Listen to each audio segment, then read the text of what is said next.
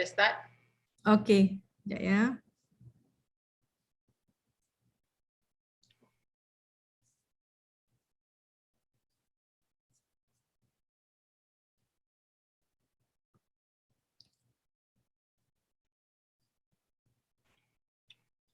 Just start? Yes, okay. Sekejap ya. Bismillahirrahmanirrahim. Assalamualaikum warahmatullahi taala wabarakatuh. Welcome back to Brown Bag discussion. Today we're going to present Dr. Muhammad Faizal Kasmani. Yes, okay. Yeah. Okay. He's going to talk about doing research into social media use and social and well-being. Welcome back to. Okay. Give it away, Dr. Faizal. Thank you very much. Assalamualaikum warahmatullahi wabarakatuh, everyone. Thank you, Dr. Ella, and thank you for those who are coming. I can see Prof. Dr. Sapura also here, and probably other lecturers and some students. Thank you so much for joining. So today, I would basically sort of telling what I've been doing when it comes to research in social media, youth, and well-being. So what I'm going to tell here today is about the research grant that I've got pertaining to understanding the well-being of young people, particularly on social media. And the area that I'm going to talk into today is mostly psychology and communication, particularly on social media communication. And Prof. Sapura also here. Probably Prof. Sapura can chip in and make it clear when it comes to the psychology aspect of social media. And before I proceed, I would like to tell about my fellow co-authors. Co-researchers. I talk about co-authors because we are publishing a book on a module on social media well-being, which I'm going to inform later. So my co-researchers, I'm the lead researcher. We have Dr. Rizky Pradani, Dr. Abdul Rashid, and Dr. Nur Hafizah. So basically, we are looking into how social media are being used by the youth nowadays, and how it impacted on their well-being. Okay, so let me proceed. So why social media and youth? Okay, how this started. I'm very much intrigued for the past 2-3 years, about how social media can make you happy. Why I suddenly venture into this, because my background basically is politics and social media. So I published quite some articles about politics and social media. And but for the past 2 years, I suddenly look into this concept of happiness in social media. The first, I think, thing that really kicked things off is when I found this book called What is Happiness? And it's very scientific, and which part of brain that produce kind of like the stimulus for happiness and so on. But at the same time, since we are so into social media, who's not using social media? Those who are not using social media, I would definitely respect. But all of us, most of us consume social media, and I wonder to what extent it makes us happy. Why I look into happiness and not happiness, probably coming from my experience, because I feel that sometimes I'm very active in sharing things, disclosing myself, but at times I find it like maybe I should, control myself a bit, right, when it comes to sharing on social media. And another thing which is really, really important is to what extent social media is good for your mental health. That is quite interesting, particularly for young people. I would say that because I think for adults, like most of us today,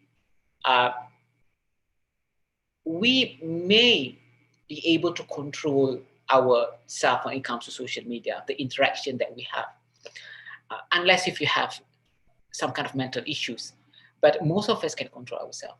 But when it comes to young people, the youth generation, like when I say youth, it's not just like a primary school children, but maybe secondary school children.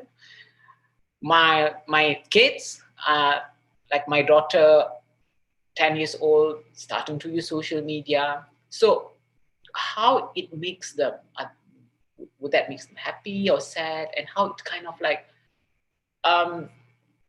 influence their self-concept? Because I think like, okay, maybe some of us are digital native. When you were born, you already have social media. But we are mostly in transition. Like in myself, I'm not a digital native, and Dr. Ella, and more so Prof. Datin Sapura, like all of us, when we were born, we don't have social media. Some of you, when you were born, it is a transition between, digital and non-digital media. But kids nowadays, when they were like born, the social media is already there. Okay, so how that really affect their self-concept? The reason is because of these two things. Okay, self-disclosure and self-comparison. I think social media it's an avenue or platform that makes us self-disclose a lot more. And as a result, we tend to self-compare ourselves a lot more, whether we like it or not. Like, we can't deny this, that we consume like social media almost every day, okay? And for young people, it is their main platform of interaction, which is through social media. And this platform allows us to self-disclose ourselves, what we are doing, what makes us happy, what makes us sad, when we eat, when we, whatever it is, when we sleep, when we, recently on TikTok, they have this unboxing something, which is quite funny. I mean, to that extent of self-disclosure. So I think that I wouldn't want to say that which is bad or good, because some part of self-disclosure is good for us, but too much self-disclosure, that's the thing that we need to think about. Second thing is self-comparison. When we look at things on social media where we selectively choose what we want to share, of course, we will compare ourselves with that. And self-comparison also to some extent is good. But those who with low self-esteem and anxiety, self-comparison can lead to something which is not good. So these two things are, I think, quite important. There's so many other aspects when it comes to well-being and social media, but these two things really, the area that we're really interested about when we look at social media. Yeah. A lot of research has been done on this, of course, but we think that in Malaysia, in particular, there's not much research doing on self-disclosure and self-comparison, and I think Malaysian context would yield a different result compared to other regions like in the UK, in the US, and in other countries, because we have our own, I would say, way of forming social capital or social support. That will be interesting to look into. If anyone have a question, you can immediately ask. Okay. When we talk about safe disclosure, which what we are doing in social media, like every day, what we think, how we look on Instagram, on Facebook, on Twitter to some extent, on TikTok. According to Law and Hancock, it is good. Self-disclosure can improve the quality of our life more than face-to-face disclosure, interestingly. And it can influence our well-being positively, provided, first, not provided, because we feel that we are connected.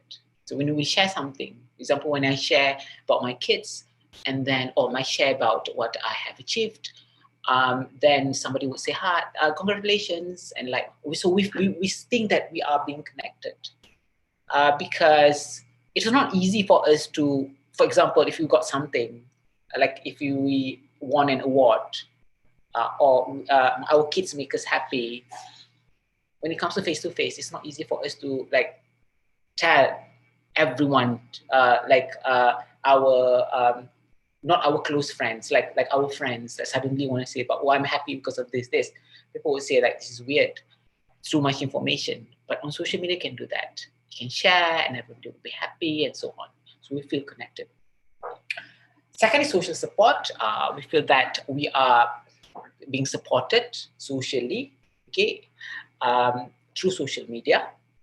The capitalization process, this is interesting. When we are happy, for example, when my daughter got a good result, and I share it, and it becomes like a moment that I can remember. So I capitalize upon that moment when I share something.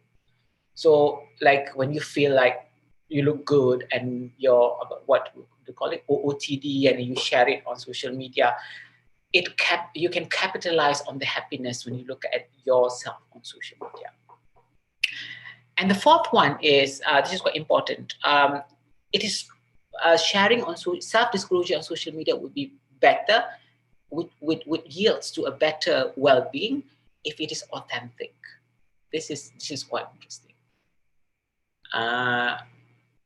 This is where things can get a bit tricky, because when I would say, like, most of the time it is authentic about what we share, but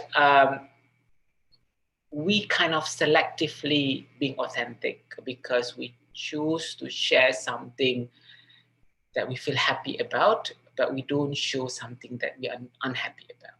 So it is psychology authentic, but for those who have neuroticism tendency, this gonna give quite a problem. Okay, so this is a good thing about social self-disclosure. How about social self-comparison? Like, a lot of research says that when you compare, self-comparison is not good on social media. Recent study says that this one is in Singapore.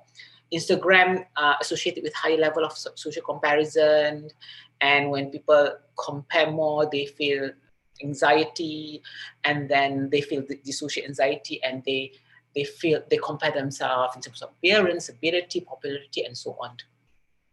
And individuals with a high social comparison reported to have poorer self-perception, lower self-esteem, and more negative feeling. I think all of us can compare, can more or less relate to this, regardless like in what age you are. I believe when you are younger, the self-comparison would be higher. Like, you tend to sort of compare yourself to your friends without knowing that what your friends are showing on social media is a selective presentation. But we thought that wouldn't be like, oh, this is going to be the perfect life. Why my life is like this? And at my age, I would say we also, to some extent, compare ourselves. When we look at things like, wow, my friends are so good and so bad, blah, blah, blah, blah. But I think when you're getting older, the self-comparison is more positive, because you would like motivate yourself more, or you kind of like good for them and so on. But self-comparison always exists. And I think self-comparison would be a very sort of dangerous when you are in a bad state of mind. Like, everybody have a bad day or bad stint in life. Things doesn't go well, things goes wrong in your life. And then you look into social media and you see that your friend have a perfect, super perfect life. Then the self-comparison comes in, and you feel the anxiety and so on. So that the tendency may be there. Okay, could be there. However, there's no clear links between using social media makes you anxious. Using social media makes you sad. Using social media makes you unhappy. There's no link to that. Although there are a lot of research say, saying that those who are using more social media may feel this, those who are using more Instagram will feel this and that, but the link is not clear. So you can't easily say that. And this is very interesting because if we sort of subscribe into that pessimistic point of view that, oh, don't use social media because it's bad for you. Don't use social media because you will be depressed. I think all of us will be depressed and I would like, it's going to be difficult for us, for me as a father, as a parent, to stop your child to not looking at everything. We kind of like throw the baby out of the bathwater. Like that's a good thing, but we just throw everything out. So safe to say that research cannot establish the relationship between those who have a low self-esteem or anxious with social media usage.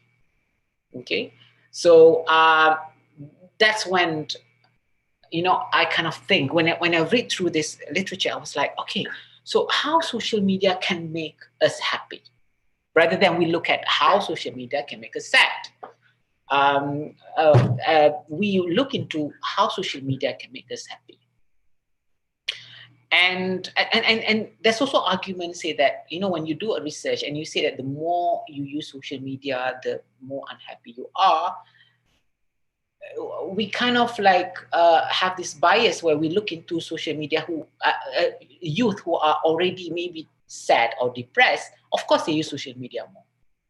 Okay, so so we look into the negative aspect of social media, right? Then we look into what is the good aspect of social media and how youth today can use it for their own well-being. So that is probably the interest of our research. And study shows that when you use social media correctly, like Facebook or WeChat in China, there's research in China saying that it gives a better result for well-being in terms of social support, in terms of expressing yourself, in terms of facilitated communication. Because, you know, some of us are just not good with face-to-face communication. Some of us are very shy, some of us are very introvert, and social media is kind of like a safe place for them to express yourself. It's a place for them to be heard. It's a place for them to be happy. It's a place for them to be entertained. Okay, so that's where the effect of social media, the negative impact of social media can be a bit complicated. And as a researcher, we need to be careful in that, and we really need to look into it carefully if you want to sort of claim what social media can do for you. Okay, so I'll go to our study. So we've done this study. We almost to the end of the study. Our study basically looked into, there's a lot of limitation of our study, but at least it's a good start to look into how the youth today are using social media for their own well-being. So what we did was, this is a qualitative study because there are quantitative and qualitative study of this research. The first qualitative study is we interviewed 20 youth, okay, aged between 19 to 20 years old. Of course, we would like to get those who are younger, because we believe that when you are 19, 20 old, you're kind of like more mature. But we want to get, of course, primary school children or even secondary school, but it's just not easy. We hope that in future research we can get that, so that the we can understand more on the usage of social media at that sort of vulnerable age. So we interviewed these 20 correspondents. We asked them like what social media you like to use, and how they are using it, and how, to what extent they self-disclose themselves, and to what extent it makes them happy. Oh, before I proceed, I use social media and social networking sites interchangeably, but two are not the same thing.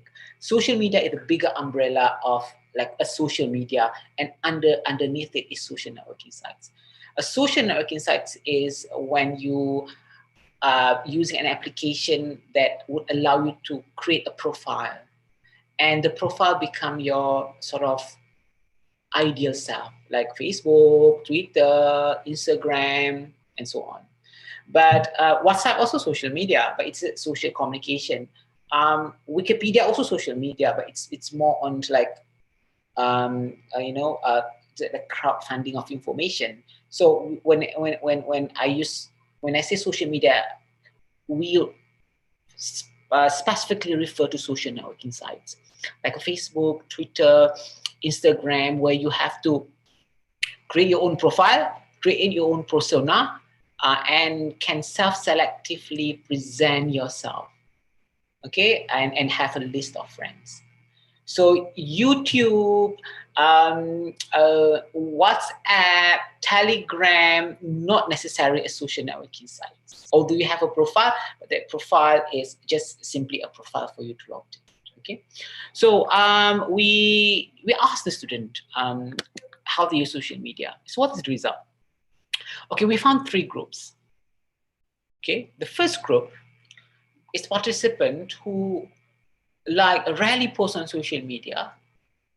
They do not disclose their feeling, like they never would definitely. They mainly engage in a passive social media usage, and they just browse and read their friends' social media site. So this is the first group.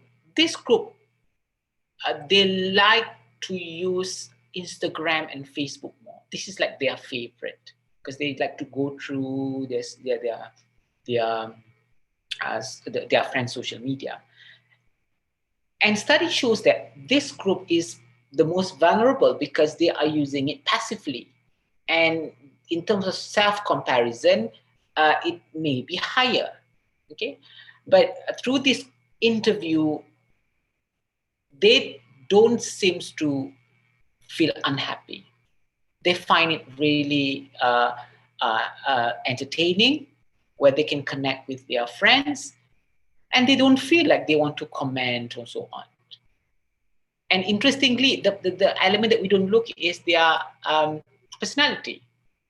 This is also another variable and element that we need to look into because they may be happy, although they use it passively because of their personality. They may be, conscientious.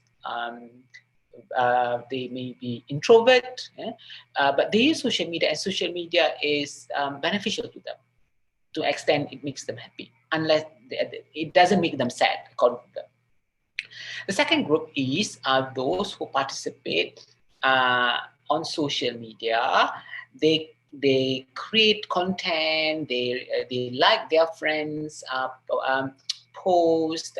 They sometimes comment, but they only disclose the positive aspect of their daily life. Only like a happy, like selective representation. And this group also like to use Instagram and Facebook. This, I think, when it comes to personality, we can relate this kind of usage. Although we did not look into the personality of the respondent, but the personality are mostly the extrovert one. The extrovert tend to, according to literature, tend to show the perfect life and showing the happy facade of their life. Okay, this is the second group. The third group, those who are active on social media, they do content and so on, but they also disclose their emotions and feelings. when they're happy, when they're sad, when they're upset on social media. And most of this group are using Twitter and Instagram. They don't like Facebook. Okay, so this is 3 groups, but these 3 groups are from the interview result. Although they are sharing the negative emotion, positive emotion, using passively, but it doesn't make them unhappy. They still feel that social media are useful to them, regardless whether they are using it passively or actively. Okay, this is the 3 groups that we found when it comes to social media. So it kind of questioned the previous study saying that, oh, you need to use social media actively. You need to, because a lot of us are passive users, and we find it kind of educational. I'm currently a passive user of social media, maybe because I'm too busy currently, but I still find it very beneficial. Do I compare myself to others? That kind of very subjective. I would say like a positive self-comparison rather than negative self-comparison. Okay. Next is the quantitative study. Okay, this study led by Dr. Rashid. Okay, we have 210 students from this institution in a vocational institution. The reason we choose the first and the second one basically coming from the same population from this vocational institution, rather than we choose like a university student, because we would believe that those who are getting into that kind of college would have a less opportunity than those who are in sort of like private or public university. So that's why we choose this group of student. And this is being done quantitatively. It's a survey. I'm sorry because it's in Malay because I doesn't translate. The Swahili data is based on basically 3. First, their demographic, their skala kegembiraan subjective, and we also have the skala integrasi media sosial. So we look at the subjective happiness. Subjective happiness is basically the hedonic aspect of our happiness. For example, our achievement, we feel happy if we basically watch something, we make me happy. It's a hedonic aspect of our happiness.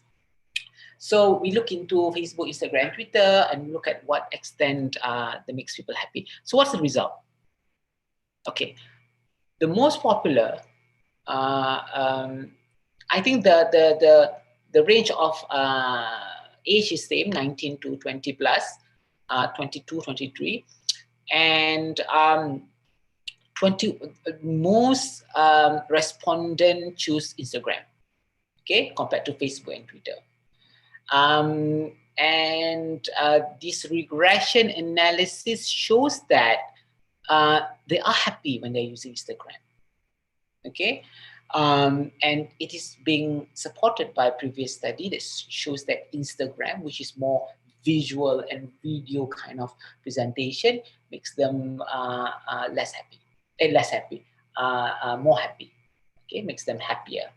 So, so this study and the qualitative and quantitative study shows that it makes them happy. Whether it's an instant happiness or it's a long-time happiness, that requires to be investigated more. But more or less, both our results shows that using social media do make them happy. But we only look at Facebook, Twitter, and Instagram. But people don't use that anymore, especially young people. My daughter doesn't use Instagram, Facebook, and Twitter. Of course, I won't allow her to use that. But there's one thing that she uses a lot, which it's quite difficult for me and my wife to sort of control and not looking into that, which is TikTok. Okay? So this is like, it's quite interesting because I thought TikTok, it's just like, okay, an application which is very niche where not many people use, because I just cannot, look at people kind of like dancing or unboxing, whatever it is. But I was totally wrong. My daughter is looking at TikTok. I thought that, okay, because she's like 10, 11 years old, of course she uses TikTok because it's fun, okay? And I thought like, I don't think, like youth who are older would use TikTok, but I was totally wrong. So I like randomly asked 224 students from my class. I think some of them are here. I've asked for permissions that we can use this, sort of data anonymously. So I asked randomly because in our previous study, we kind of like missed looking into TikTok. Okay. So we asked 224 students on the first year, what is their favorite social networking site? As I was really surprised it was TikTok. Like TikTok is the most popular, followed by Instagram.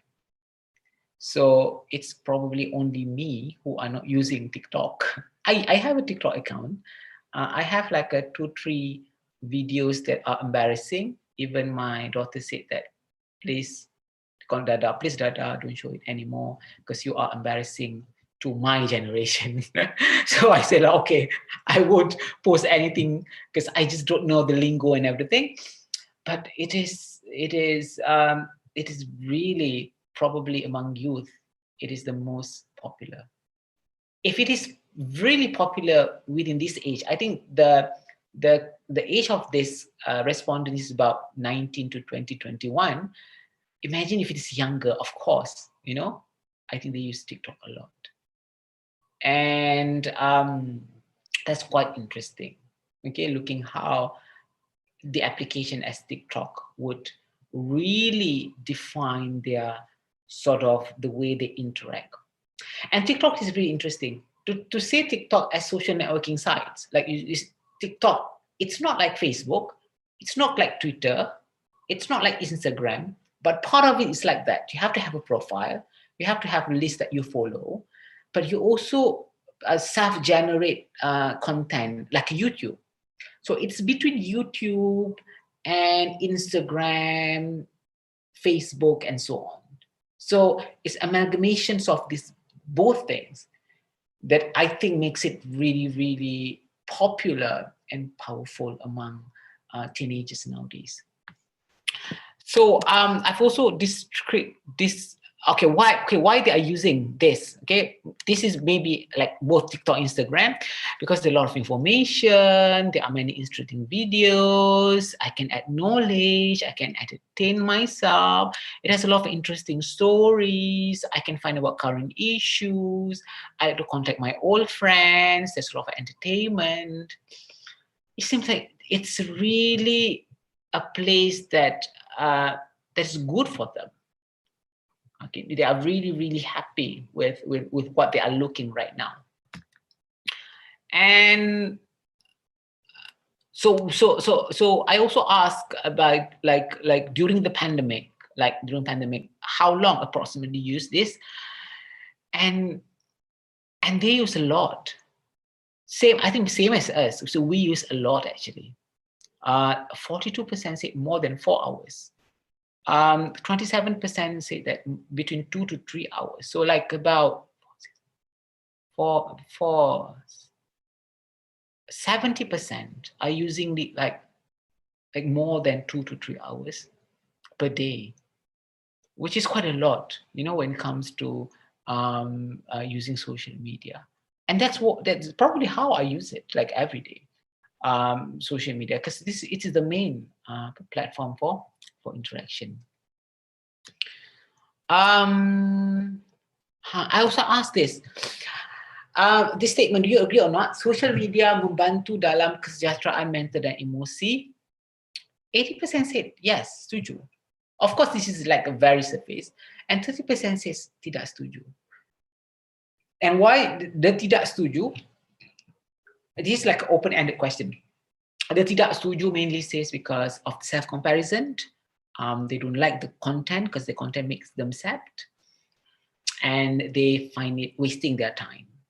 But 80%, 87% that yes, it makes me like good mentally and emotionally. I asked another question in more sort of the same way. Does social media and those applications make you happy? And about the same, yes, it makes them happy, but 60% feels that they are unhappy. So in a nutshell, I would say from the research and from this sort of descriptive, quick survey, it makes them, it's good for their well-being, like generally. Although we need to investigate more when it comes to happiness, is that an instant happiness or a long-term happiness or a happiness that doesn't give any benefit to them? I think that we need to go further. But what we can say about social media, in particular during the pandemic, it does, sort of make them good and happy for themselves. But we cannot just concentrate on this happy, because when we go back to the literature, when we do research about those who are using more social media, means that they are become more social anxious and become less happy. So that group is maybe that 16%, and that group is maybe that 13%, that we need to sort of looked into and think about how to help them to navigate social media. Because they said about, it makes me, I'm not happy because I tend to compare myself, it makes me more sad, and so on. So this 13%, this 16% who don't agree that social media makes them happy, but they may still use social media a lot, and they just have difficulties in navigating social media, and they maybe have some kind of mental issues that we need to help them. I think this group that really sort of define the the reputation of social media, because the groups that do something, na'uzubillah, so like they probably commit suicide and so on. Although in social media they look perfect, they selectively show themselves perfectly, but however they are not as that. Maybe this 13% and 16% group that we think that we need to look into. And then maybe the 87% that probably need to, because this group is between 19 to 20 plus years old. They're already like a sort of mature youth. But if we look at the primary school children and secondary school children who have started to use social media, I reckon maybe the number would be a little bit different. So because of that, we have come up with what we call as a module kesejahteraan media social. We are at the end process of testing the boleh gunaan penggunaan media sosial ini. So there are 4 of us, me, Dr. Rezeki, Dr. Rashid, Dr. Fiza. So we've been basically look into our findings and sit together and then what we should do to ensure that those who are using social media, particularly those who are in primary or secondary school, can use social media correctly, in a good way. Because what we can see from our results, social media really can help them in their well-being. However, there's also trap on social media, such as self-disclosure, self-comparison, and what they should know actually when it comes to social media, because their main communication platform is social media. I'm thinking about before, like on my way to the office, I've said, okay, I'm going to give talk on this. But I think social networking site and social media is like our friends, like our real friends. Like in our real life, we have friends. We have friends or people that gives good, I would say, influence to us, and those who are not good to us, like bad influence for us. And same goes with social media. You've got those who can give, if you choose correctly, it's going to give good social influence on us and bad social influence on us. The only thing is that in real life, we may be sort of checked by our friends and family. For example, if we are, befriend or around with a group that is probably not good for us, like our mom, our dad can see that, like, oh, this is not good, this is blah, this is this, okay? Somebody going to intervene. But in social media, it's up to you.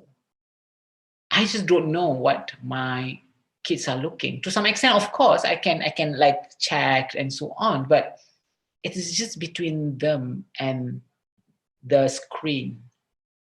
And another scary thing is what they show on screen is not their real life, it's their online persona. So there's a lot to navigate when it comes to social media. For youth nowadays, I find it more challenging. It's more fun, it's more exciting, it's more stimulating, but I'd say if it is being used wrongly, it can lead to something that is not so good, So that's why I think this module is there. So the first part of the module, we talk about social capital and social media, why social media is good for social capital. So social capital is like, the more friends that you have, the better your life going to be. Of course, that is absolutely correct. If you are like early adults, adolescent, of course you don't agree with this. I don't like people. I like to be alone. I like to be individually. I like to do myself. Don't ask me what's right, what's wrong. I'm always right, of course. But when you get older, like, you need social capital. Like, you need people around you to help you with your kids, to help you with your life, and so on. Self-disclosure in social media, that's our second aspect module. We're going to talk about to what extent self-disclosure is good and self-disclosure is bad. And we know that when people disclose on social media, it's an ideal self-disclosure. It's not real. The happiness in social media, or well-being, internal, and well-being external. So we want to look at personality in social media, which social media is suitable for you, how you want to handle social media, using passively and using actively, and so on. And last but not least, 1, 2, 3, 4, 5, supposed to be 0, 5, is to overcoming cyberbullying in social media. Because in social media, it's so easy, especially if you're on Twitter, whether you becoming the bully or you being bullied. That's more like a verbal thing. But I think when in Instagram, especially for young